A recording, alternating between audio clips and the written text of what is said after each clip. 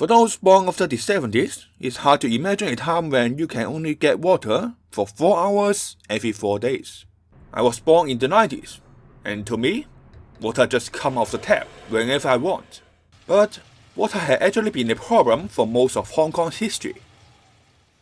Well, the lack of fresh water that is. Hong Kong has no big river or lake that can be a reliable source of fresh water.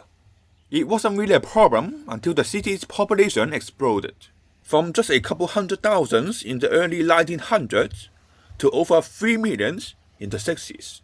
It's clear that there's not enough water to go around. 1963 was especially a bad year.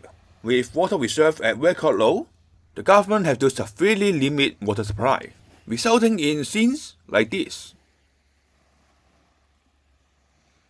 After years of drought, the government started working on solutions, and one of them sounds almost ingenious.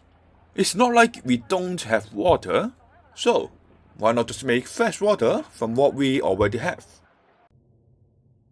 Thus, they built this Lok On Pai Desalting plant. When it opened in 1975, it was the biggest desalination plant in the world, being capable of producing 60 million gallons of fresh water per day. 主要係確保本港有一個獨立嘅水源，用嚟應付必時之需。The process is incredibly simple. It essentially boils down to the oldest trick in the book. By boiling seawater and collecting the water vapors, and you have got fresh water. The plant operated on oil, which was stored here. This is also why you can see a pair of chimneys in old photos. They were burning oil in order to produce fresh water. Opened in 1975 and subsequently closed in 1982. This facility was short-lived due to rising oil prices and the fact that we had started buying water from mainland China.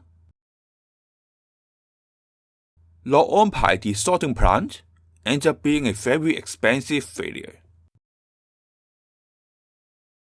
There was actually an incinerator that doubles as a desalination plant, but burning garbage was deemed too disruptive to nearby communities.